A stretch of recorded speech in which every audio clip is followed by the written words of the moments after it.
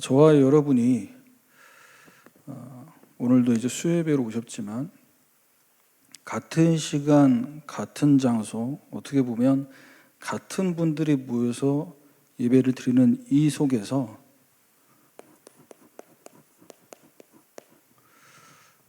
구별된 예배가 되어야겠습니다.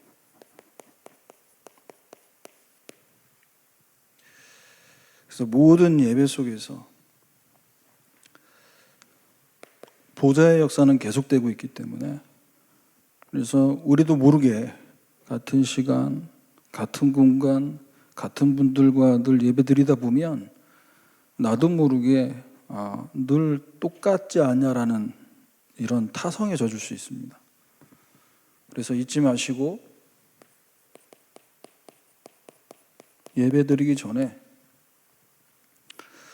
내가 오늘 이 예배를 통해서 누구를 바라보기에 왔냐, 경배의 대상이 오직 한 분임을 기억해야 됩니다. 레위기 16장 9절이죠. 아론은 여호와를 위하여 제비 뽑은 염소를 속죄제로 드리고, 내가 제사장이니까 오늘도 제사 드려야 되니까 염소가 필요하니 제비를 뽑자, 늘 하는 거 아닙니까? 내가 하는 내 직분, 내가 하는 일과 사역으로만 보면은 이것이 반복이 된다는 거죠. 또 해야 되는구나, 또 잡아야 되는구나. 그런데 이것만이 하나님이 받으시는 제사가 될 수 있다는 것을 알 때, 여호와를 위하여. 그래서 우리도 모르게 우리가 이제 구분을 해야 되기 때문에 그렇게 단어를 쓰지만요, 대예배, 또 이제 우리 다음 세대 기관 예배 이렇게 구분하지 않습니까? 그런데 대예배, 중예배, 소예배가 있는 거 아니잖아요.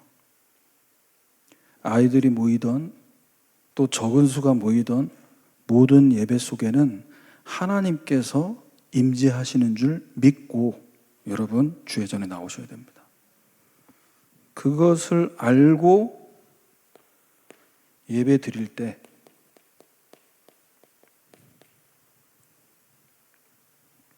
비로소 하나님 앞에 우리가 찬양하고 기도하고 말씀 들을 때, 우리 주님께서 참 대제사장이 되시고 우리 주님께서 십자가의 죽으심으로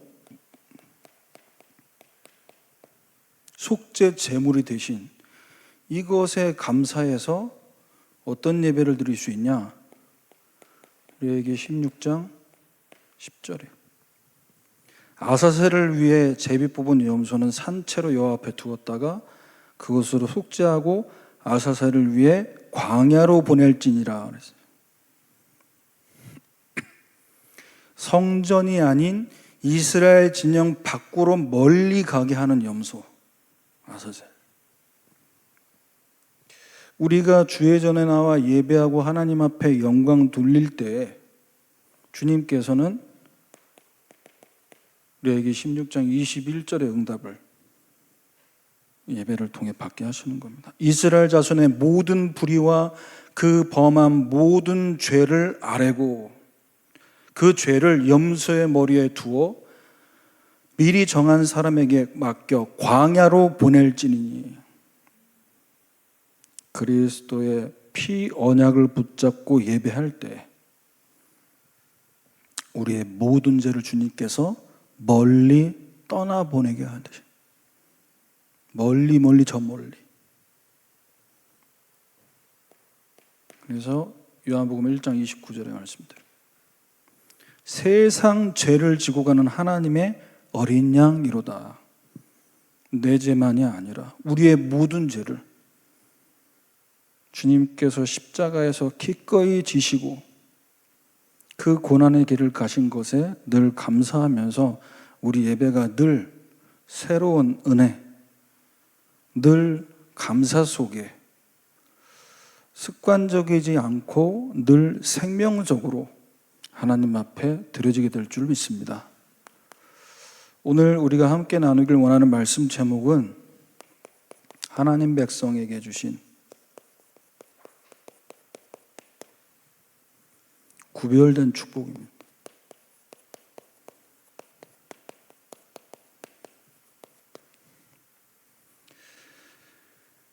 하나님 백성에게만 주신 구별된 축복, 예배 드릴 때, 기도할 때, 또 우리가 삶의 현장으로 가서 사람들을 만나게 될 때,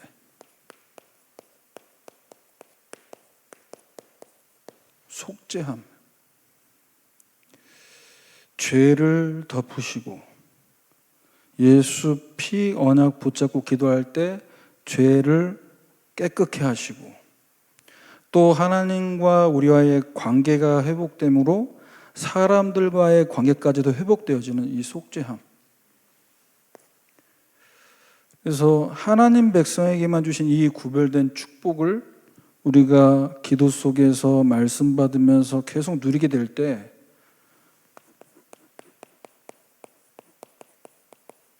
우리 주님께서 구약에 나온 대제사장들이 1년에 한 번씩 또는 일 생길 때마다 계속 해야만 했던 염소와 송아지 피가 아니라 왜 단번에 영원한 속죄를 이루셨는가를 우리가 확인하게 될 것입니다. 그래서 첫 번째로 우리가 예배 때, 예배 시간에 하나님 앞에 나아갈 때 하나님과 만날 수 있는 상태가 먼저 돼야 됩니다. 정결한 상태. 무엇이 우리를 정결하게 만듭니까? 또 우리가 왜 정결케 돼야 됩니까? 우리로서는 하나님께 나아갈 수 없습니다. 우리 것으로서는 하나님께 나아갈 수 없는 인간입니다. 왜냐? 인간의 상태가 죄인의 상태라 그렇습니다. 그래서 우리가 오늘 이 시간에 말씀 받을 때 말씀을 전하는 저 자신도 그렇고 여러분들도 마찬가지고 뭐가 우리에게 인정돼야 되냐? 하나님 앞에서 내가 죄인임을 인정해야 돼요. 예수 그리스도로 말미암아 구원받은 하나님 자녀가 되었지만 아직까지도 나를 위해서, 아직까지도 세상적인 것 때문에, 아직까지도 육신적인 것 때문에 시험 들고 낙심될 수밖에 없는 나. 인정돼야 돼요. 자, 우리가 하나님 앞에 나아갈 수 없다라는 것을 언제 알게 됩니까?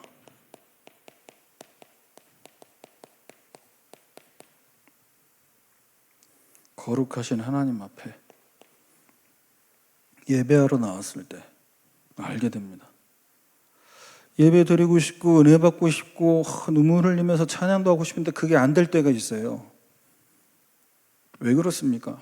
하나님은 죄와 함께 하실 수 없습니다. 레위기 16장 1절 2절까지 말씀 보면요, 아론의 두 아들이 여호와 앞에 나아가다가 죽은 후에 여호와께서 모세에게 말씀하셨습니다. 네 형 아론에게 말해라. 성소의 휘장 안 법궤 위 속죄소 앞에 아무 때나 들어오지 마라. 그리하여 죽지 않도록 하라. 왜냐? 내가 구름 가운데 속죄소 위에 나타남이니라 그랬어요. 거룩하신 하나님이 주의 전에 임재하실 때 아무 때나 들어오지 말라. 무슨 말입니까? 하나님은 죄와 함께 하실 수 없는 거룩하신 하나님. 그래서 죄에 있는 상태로 들어와 버리면 죽기 때문에, 그래서 16장 3절에 이렇게 말씀하십니다. 성소에 들어오려면 수송아지를 속죄 제물로 삼고 숫 양을 번제물로 삼고, 6절에 자기를 위한 속죄제에 수송아지를 드리고 자기와 집안을 위해 속죄해라는. 그렇구나. 하나님이 지금 출애굽기 말씀을 통해서 성막을 말씀하시고 레위기 메시지에 들어오면서 예배를 말씀하시고, 그리고 그 다음 주에는 제사장을 말씀하셨잖아요. 예배 드릴 때 예배가 중요합니다, 예배의 생명 거래입니다라는 이런 말을 가장 많이 하는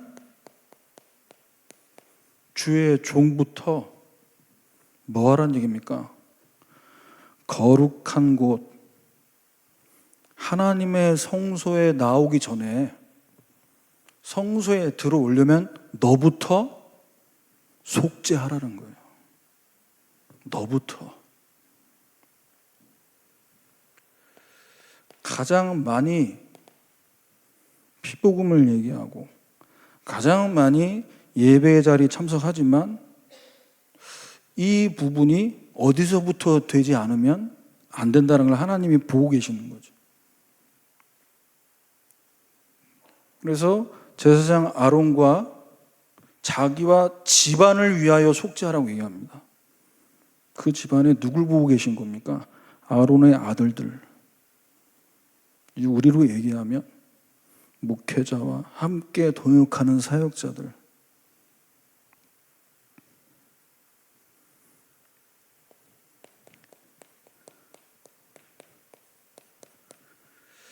하나님은 언약하신 대로 이루시는 분입니다.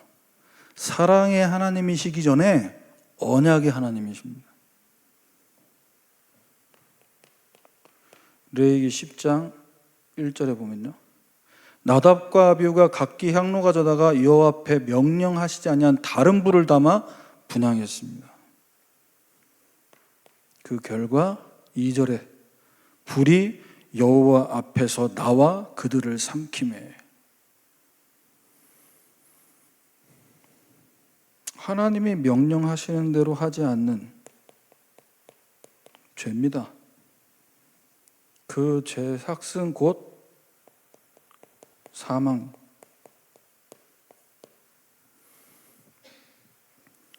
사랑의 하나님이신데 한 번쯤은 기회를 주시면 되는데 어떻게 이렇게 한 번에 불에 맞도록 불타게 만들어 보십니까? 하나님은 분명히 말씀하셨습니다. 다른 것으로 예배하면 그 예배를 받지 않겠다. 창세기 4장부터 말씀하셨습니다. 가인과 아벨을 통해서부터 말씀하셨습니다.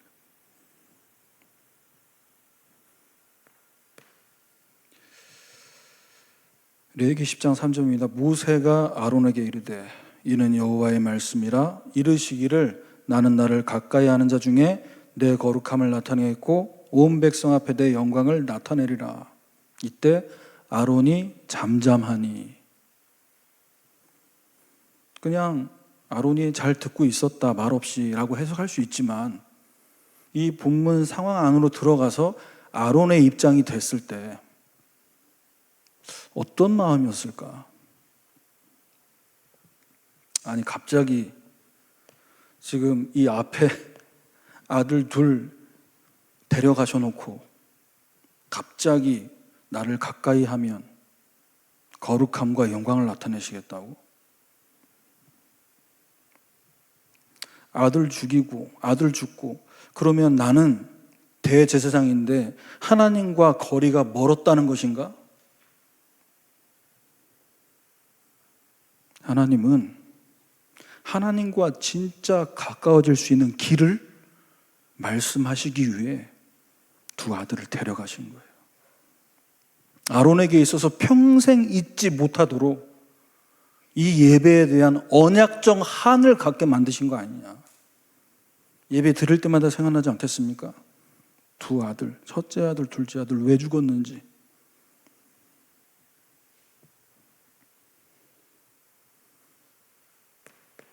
민수기 16장 46절입니다. 모세가 아론에게 이르되 너는 향로를 가져다가 제단에 불을 그것에 담고 그랬습니다. 도대체 어떤 불로 하나님 앞에 드렸기에 하나님이 두 아들을 데려가셨습니까? 여기 나온 말씀 그대로입니다. 다른 불로 되지 않고 번제단에 있는 불, 그걸 가져가야 됩니다.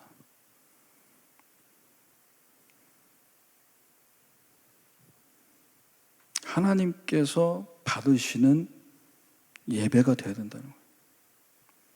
그래서 이 제사를, 이 구원의 언약을 가볍게 여기지 않도록,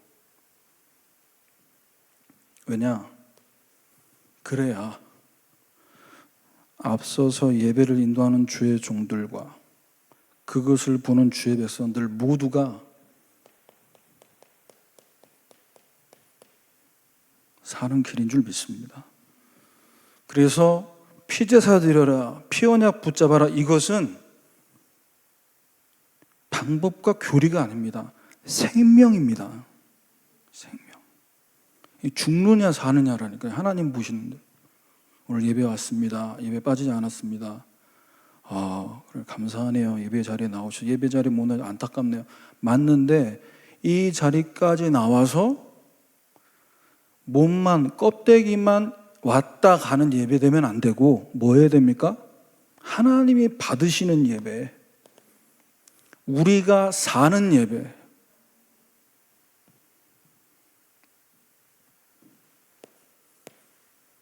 같은 예배를 드리고 있는 것처럼 보이지만 10년, 20년 지나도 하나님 앞에 늘 해왔으니까 기도드리고 예배하고 말씀 듣는 분들하고 여기에 대한 영적인 의미를 알고 예배드리는 분들하고 구별된 응답과 축복이 다른 것입니다. 두 번째로 예배 시간에 기도합니다. 그런데 기도 많이 드리는데 기도가 보좌 앞으로 상달되지 않고 뭔가 나는 열심히 기도했는데 뭔가 기도가 튕겨져 나오는 듯한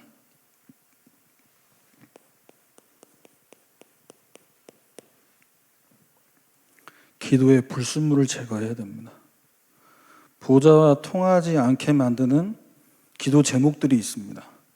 하나님이 주신 기도 제목이 아니라 내가 응답받고 싶은 기도 제목이 그의 나라와 그의 의보다 앞서 있습니다. 어떨 때는 그의 나라와 의를 위해 기도하는 것 같지만 사실은 내 소원과 내가 원하는 기도 응답을 받기 위해 그것을 갖다가 끌어와서 기도할 때도 있어요. 왜? 그의 나라와 그 의를 구하면 그 모든 것을 더하여 주신다고 했으니까.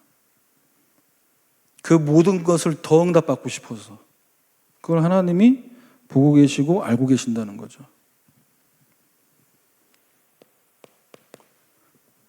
예수 그리스도로 말미암아 구원받은 저와 여러분은 하나님께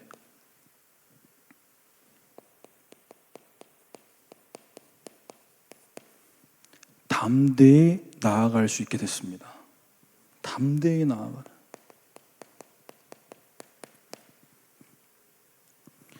그래서 더 이상 죄의 종로로 타지 않고, 물론 육신의 내 몸은 아직까지도 세상 것에 물들어 있어서 뭔가를 끊어내기 어렵고 그래서 낙심될 때도 있지만 그리스도 예수 안에서 우리는 예수 그리스도를 믿음으로 말미암아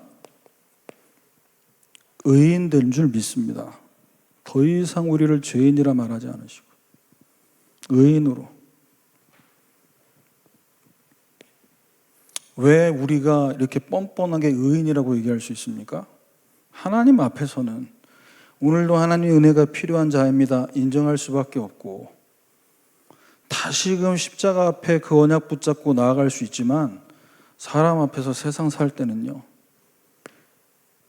난 하나님 자녀다. 왜냐? 우리 예수님께서 십자가의 죽으심으로 단번에 모든 죄값을 지불하셨다. 여기에 대한 확신이 없는 분들은 교회 다니면서도 계속 뭐 하냐? 회개 안 해서 그래요. 회개가 필요합니다. 그런데 회개를 안 해서 구원의 확신이 없다? 그건 예수님을 또 십자가에 못 박는 일일 수도 있어요. 아니, 십자가에서 다 이루셨다고 하는데 왜 나는 회개 안 해서, 그래서 오늘 죽으면 천국 못 갈 것 같고, 그 십자가의 원수로 행하는 말입니다. 겉으로 볼 땐, 야, 이 사람이 되게 진실되네. 그리고 자기가 잘못한 걸 되돌아볼 줄 아네. 맞죠? 그런데 날마다 그러고 있어요. 생각해 보세요. 여러분 자녀들이 있으시잖아요. 우리 자녀가 잘못한 걸 압니다. 그리고 다시는 안 그럴게요. 잘못했습니다. 그래, 알았어. 다음엔 그렇게 하지 말자. 그런데 아버지는요, 이 자녀가 또 그렇게 할 걸 알아요. 그리고 뒤에서 몰래 그러는 거 봐도 못 본 척 할 때도 있어요. 그런데 그거 걸릴 때마다 지 양심에 찔려서 계속 잘못했습니다. 아침에 일어나서 아버지 잘못했습니다. 죄송합니다. 점심 먹고 나서 잘못했습니다. 죄송합니다. 저녁에 자기 전에 죄송합니다. 계속 그 얘기 듣는다 생각해 보세요. 계속 잘못했대. 죄송하대. 못 바뀔 거 아는데 아버지 입장에서는 넌 아직 어리니까 이 부분은 아직 못 고칠 걸 부모 입장에서 아는데 계속 잘못했다는 얘기만 해요. 그게 회개입니까? 하나님 앞에 언약 붙잡고 담대히 나아가서 모든 죄값을 단번에 지불하신 예수 이름으로 자녀의 신분을 누리시길 바랍니다. 이게 구별된 축복이라니까요. 구원받은 하나님 백성 됐는데도 확신이 없어서 구원받을 수 없습니다. 구원을 예수님께서 어떻게 이루셨는데요?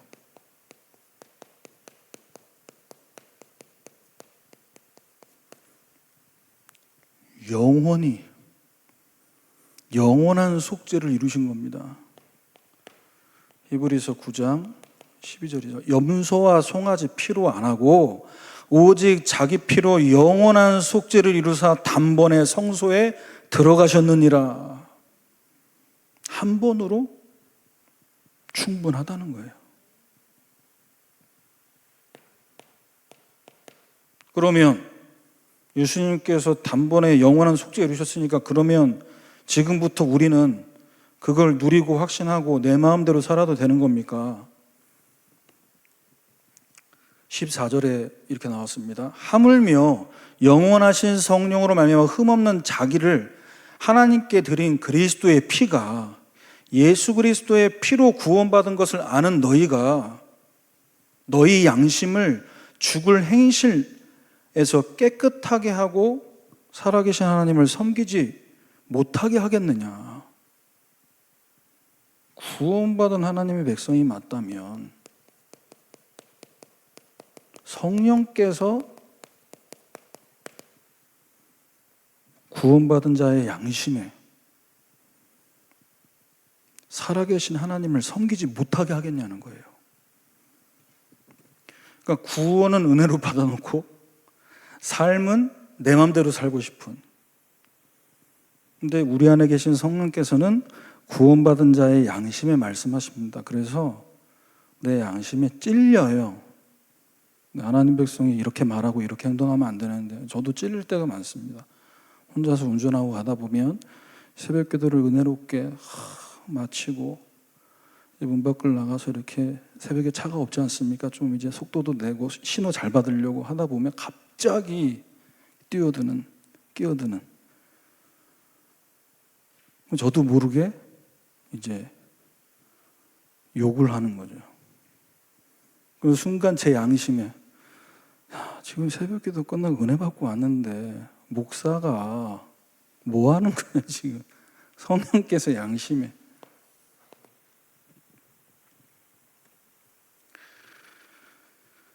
우리 예수님께서 히브리서 9장 24절에서 25절입니다. 예수님께서는 그림자의 손으로 만든 성소로 들어가지 않고 바로 그 하늘에 들어가사 하나님 앞에 나타내셨다고 했어요. 바로 하늘로 들어가셨어요.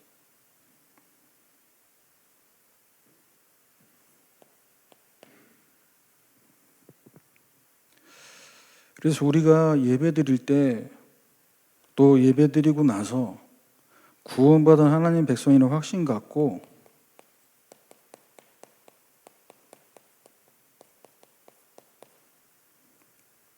이 제사가, 이 예배가 하나님 앞에 어떤 의미인가를 잘 생각해 보셔야 됩니다. 히브리서 10장 11절입니다. 제사장마다 매일 서서 섬기고 자주 같은 제사를 드리되 이 제사는 언제나 죄를 없게 하지 못한다. 제사장이 매일 자주 예배드리고 제사 드리지만 이건 언제나 죄를 없게 하지 못한다. 소 잡았습니다, 양 잡았습니다, 은소 잡았습니다. 그런데 내려오다가 또 죄 짓고.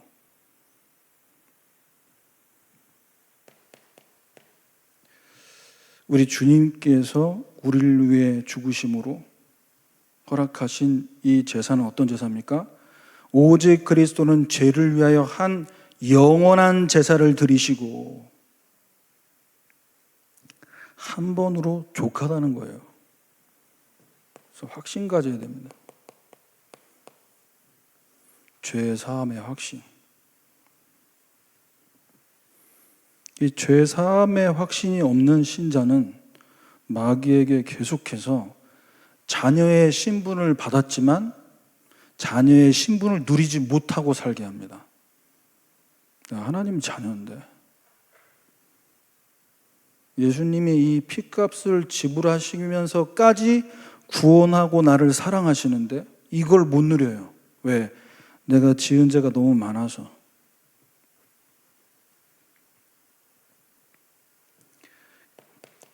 (14절입니다) 그래서 그가 거룩하게 된 자들을 한 번의 제사로 영원히 온전하게 하셨느니라. 영원히 온전하게.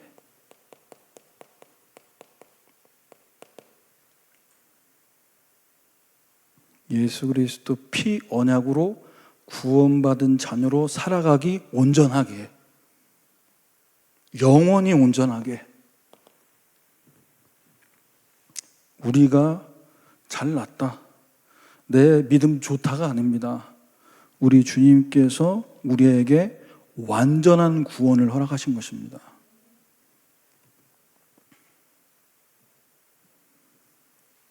그래서 히브리서 10장 19절에 우리가 예수의 피로 힘입어 성소에 들어갈 담력을 얻었나니, 20절에 그 길은 어떤 길이냐? 새로운 살 길이요.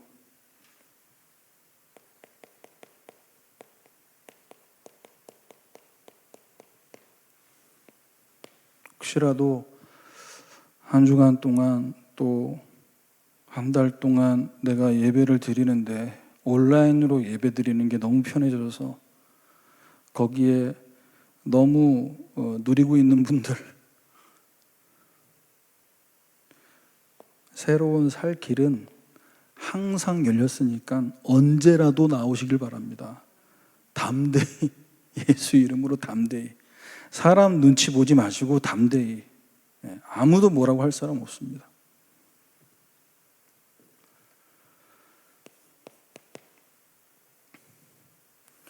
이제 우리 청년들 가운데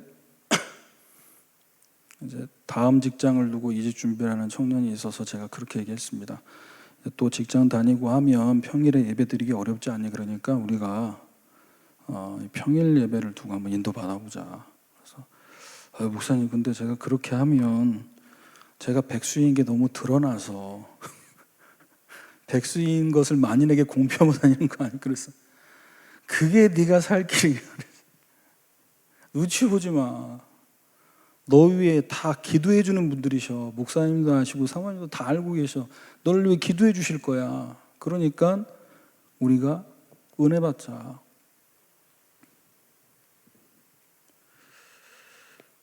이처럼 우리가 하나님 백성이 되었다면 이 땅 가운데서 예수 그리스도의 피로 우리 모든 죄 사함 받고 이제는 거기에 대한 확신 갖고 담대히 하나님 앞에 나아가게 될 때 삶의 현장에서 하나님 백성이 누릴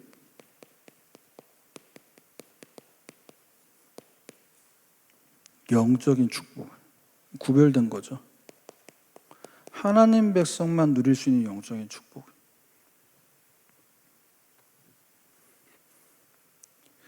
그래서 저와 여러분이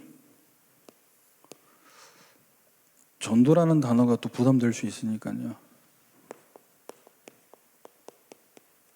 우리에게 허락하신 만남을 두고 이 만남에 어떻게 인도를 받아야 될 것이냐, 이걸 두고 기도를 어떻게 하냐에 따라서 구별된 축복을 받게 될 수도 있고, 또 반대로 계속 구별된 축복을 주시는데 그걸 못 찾을 수도 있죠. 하나님이 저와 여러분에게 주시려고 하는 응답은 물론 땅의 것, 육신적인 것도 하나님께서 허락하시고 그 열매를 거두게 하시지만, 먼저 구원받은 하나님 백성은 위에서 주시는 응답, 이것으로 이 삶에서, 이 만남 속에서 인도받기를 원하시는 겁니다. 어떻게 내가 이렇게 하면 실패할까 성공할까가 아니라 아버지께서 나에게 뭘 원하시는지를 찾으려고 할 때,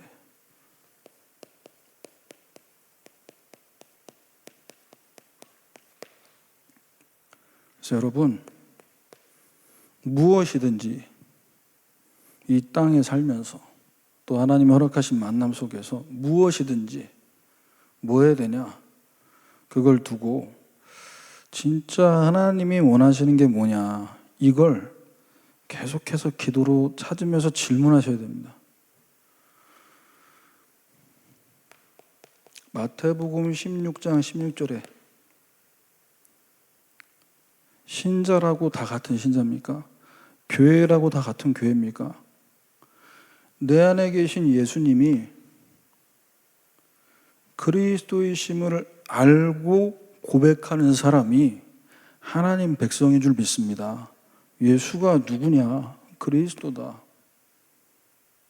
우리 예수님께서 우리는 지옥 가야 되는데 우리 예수님께서 하나님 만나는 길이 되셔서 천국 백성 됐고요. 우리는 늘 죄 가운데 빠져 나도 죽이고 남도 죽이는 삶을 살아야 되는데 십자가에서 피 흘리심으로 완전 해방하셨습니다. 평생 마귀에게 종노릇하며 살다가 사주팔자에서 못 빠져나오고요. 그래서 교회를 다녔어도 아버지가 장로고 본인은 신학교까지 나왔는데도 내린굿 받아 왜 무당 일을 할 수밖에 없습니까? 예수님이 십자가에서 죽으시고 부활하셔서 마귀의 머리를 박살내셨다는 사실을 모르고 교회 다니니까 예수 이름을 들어보지 않았을까요? 적어도 제가 대학 때 신천 현장에 들어가서 매주 토요일마다 몇 년을 매주 우소 캠프 나갔는데요. 제가 만난 분들 중에는요, 대충 교회 다닌 분들 없었어요. 10년, 15년, 20년 주일학교 교사, 누구보다 충성스럽게 열심히 봉사했는데 안 빠져나간다는 거예요. 다 물어봤어요. 예수님 누구십니까? 예수님 하나님 아들이죠. 그런데 예수님이 이 땅에 왜 오셨습니까? 그러니까 예수는 머리로 알지만 예수 이름의 권세를 누리지 못하는 거예요. 이게 정말 기가 막힐 노릇인 겁니다. 마치 우리 아버지가 초인류 기업의 회장님인데 나는 그분의 아들인데 내가 누군지를 모르니까 내게 있는 것을 꺼내서 사용할 수가 없는 거예요. 버스 타고 다니고 버스도 못 타고 걸어 다녀야 되고 얼마나 비참합니까? 예수를 머리로 알지만 예수를 누릴 수 없는 상태.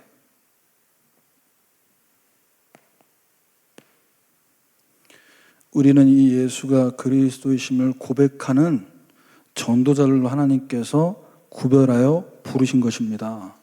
그러므로 18절에 뭐라고 말씀하셨습니까?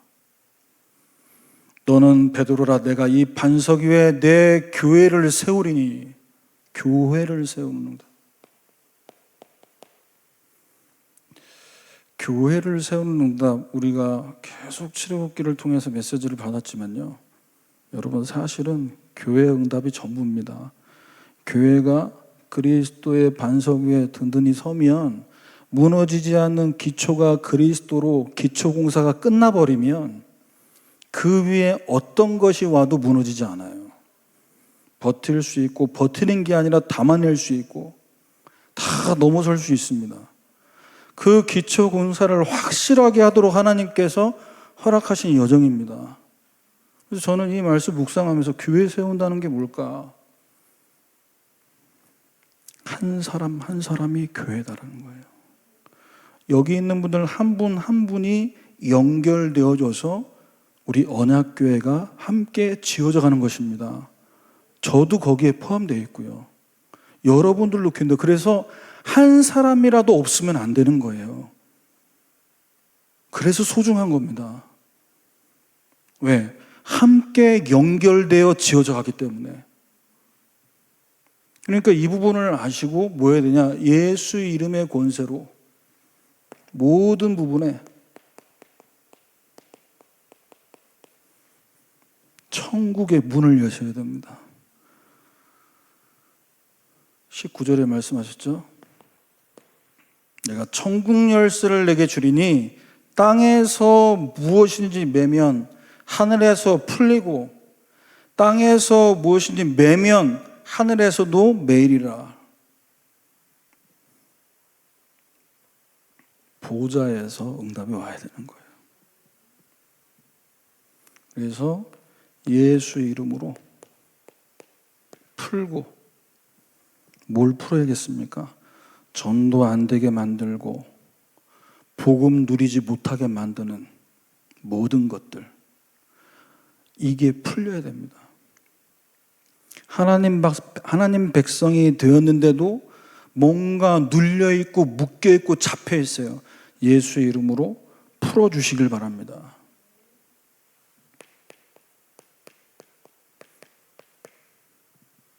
땅에서 매면 하늘에서 매이고. 뭘 결박시켜야 됩니까? 교회가 너무나 한 분 한 분이 귀하고 소중한데 서로가 서로에 대한 얘기를 할 수 있죠. 교회도 사람 사는 동네니까요. 그런데 본인이 해야 될 얘기가 아닌데 본인이 그 얘기를 다른 사람에게 옮겨주고 결국 그 얘기가 자기에게 들려오는, 나는 그런 얘기 한 적이 없는데 오해가 또 다른 오해를 낳고 그 오해 때문에 당사자는 상처받고, 그러면은 결국 마귀가 어떻게 틈타했습니까?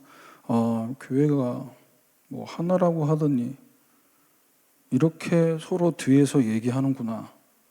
이렇게 되면 이제 교회에 내가 없어야 되는구나라는 이유를 찾는 거죠.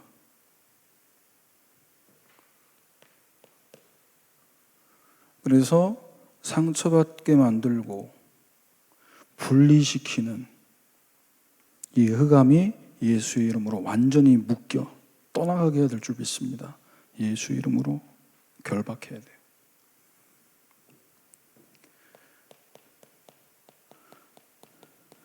자, 우리가 그리스도의 이름의 권세를 가진 하나님의 백성으로서 보좌의 응답을 갖고 교회의 응답과 축복을 계속 누려가려면요, 뭐가 되어야 됩니까? 히브리서 4장 14절입니다. 그러므로 우리에게 큰 대제사장이 계시니 승천하시니 곧 하나님의 아들 예수시라. 우리가 믿는 도리를 굳게 잡을지어다. 우리는 뭘 굳게 잡아야 됩니까? 보좌에 계신 주님께서 지금도 주의 종과 주의 교회를 붙드시고 그 촛대 사이를 거니신다고 말씀하셨어요. 그렇기 때문에 우리는 뭘 붙잡아야 된다고요? 교회가 이상해. 목사님이 저러면 안 돼. 이게 아니라 큰 대제사장 대신 그리스도를 붙잡는 것이 우리의 믿음의 도리입니다. 정말 하나님께서 구별된 응답과 축복을 주시기 위해 우리 교회를 지금 여기까지 여정으로 인도하셨어요. 절대로 흔들리지 않을 믿음의 도리. 그렇구나. 우리도 모르게 어떤 사람을 신격화하고 그렇기 때문에 거기에 대한 실망감이 더 크고, 왜? 기대감이 있었으니까요. 사람은 기대의 대상이 아니지 않습니까? 믿음의 대상이 아니지 않습니까? 품어야 될 대상인 것뿐이죠. 그래서 우리는 히브리서 4장 15절의 말씀으로 우리에게 있는 대제사장은 우리의 연약함을 동정하지 못하실 이가 아니고 모든 일에 우리와 똑같이 시험을 받으시니로되 죄는 없으시리라. 아십니다. 우리가 뭐가 아팠고 지금 뭐가 힘들고 뭐가 곤란한지 아십니다. 그래서 여러분, 약할 때, 힘들 때 은혜의 보좌 앞으로 더욱더 담대히 나아가시길 바랍니다. 그 16절이죠. 긍휼하심을 받고 때를 따라 돕는 은혜 얻기 위해서 은혜의 보좌 앞에 담대히 나아갈 것이니라. 이렇게 될 때 하나님께서는 우리가 어떤 말씀을 듣는데도, 새벽기도 말씀 듣는데도, 주일 메시지를 듣고 수요예배를 드리고 금요예배를 드리는데도 계속 어떻게 우리에게 응답하시냐, 어떤 문제든지요, 사무엘상 3장 21절에 구별된 응답을 주십니다. 여호와께서 말씀으로 사무엘에게 자기를 나타내시니라. 내가 너와 함께하고 있다. 내가 너를 인도하고 있다. 내가 너를 이끌고 있다. 이 이야기가 목사님의 말씀을 통해서 들을 때 위로가 되지만 실제로 말씀을 통해서 하나님이 나에게 자기 자신을 나타내실 때는요, 이게 확신으로 다가옵니다. 정말 하나님 날 사랑하시는구나. 나에게만 구별된 응답과 축복을 주시려고 지금 이런 여정을 허락하셨구나. 그래서 여러분, 하나님을 가까이 하는 자, 복잡한 거 필요 없습니다. 그리스도의 언약 붙잡고 예배하러 나오고 언약 붙잡고 기도할 때 하나님과 가까워지는 줄 믿습니다. 나를 찾는 자, 나를 가까이 하는 자에 내가 가까이 갈 것이라 말씀하셨습니다. 그때 구별된 거룩함과 하나님의 영광이 나타날 것이라고 하셨어요. 그래서 잊지 마시고 내가 어렵고 힘들 때 더욱더 하나님을 가까이 하라는 사인으로 알고 여러분에게만 주시려고 하는 구별된 응답과 축복 놓치지 마시고 인도받으시기를 주님의 이름으로 축원합니다. 하나님 감사합니다.